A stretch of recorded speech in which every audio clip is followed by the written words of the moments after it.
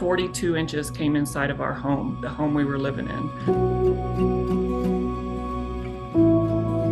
This is what Catherine Ward's Jacksonville house looked like nearly 7 years ago following Hurricane Irma.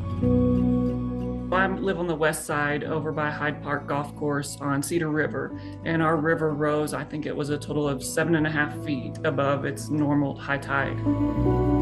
Her home was deemed substantially damaged. And that substantial damage designation then means I can't repair my house or do any repairs. I have to tear down and rebuild out of the floodplain.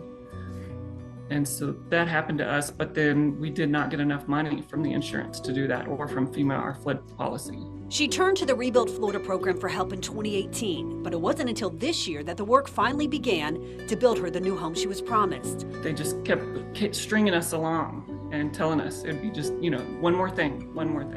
And it turned into over 4 years.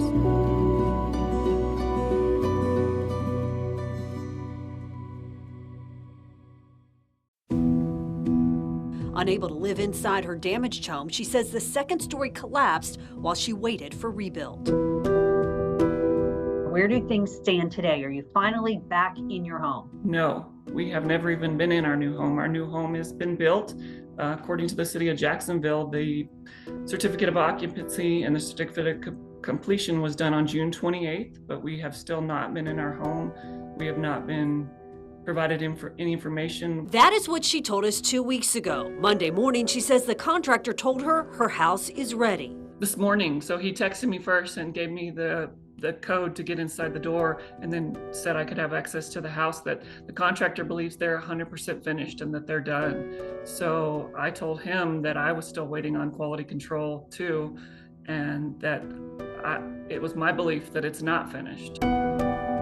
Ward says the Rebuild Florida program has been a nightmare. I have cried more since the hurricane over the program and over being misunderstood and not being heard, and by the disrespect, and the entire system has been nothing but pain and suffering, and more devastating than the hurricane itself and losing everything we owned.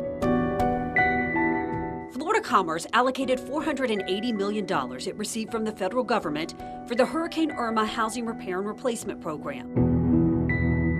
The state awarded IEM a $252 million contract to administer the program.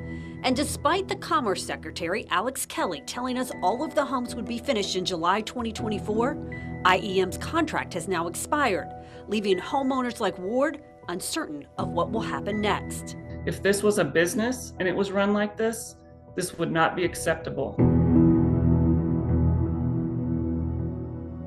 A spokesperson for IEM sent us a statement saying IEM's program management team has been closely collaborating with Florida Commerce to ensure a smooth transition as our contract ends on July 25th, 2024. We are proud to have served the people and families of Florida and to have fulfilled our contractual obligations.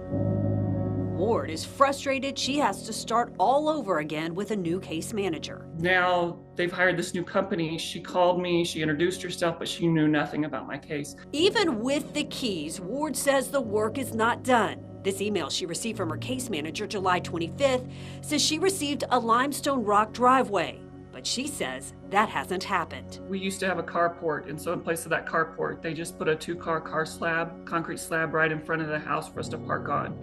But leading up to that, I have a 225-foot driveway that used to be concrete prior to demolition, and during demolition, they brought in a bunch of dirt, but then they left that dirt there. She thinks changes need to be made to hold contractors accountable and have more oversight of taxpayer money. I was told I was given a rock driveway in place of my concrete driveway. I have mud, I have no rock.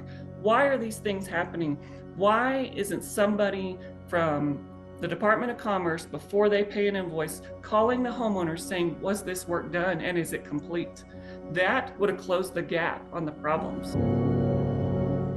For now, her brand new house sits empty as she waits for answers. I believe my home is uninsured right now. I've asked IEM and now the subsequent company and the Department of Commerce who's insuring my home right now. I'm still waiting on the program to send me closing documents. Nothing has been provided at this time to tell me what the next steps are, to tell me how they're going to close out my case, to tell me how they're going to deal with the unresolved issues that I still have, that I show are in the scope of work, but are incomplete.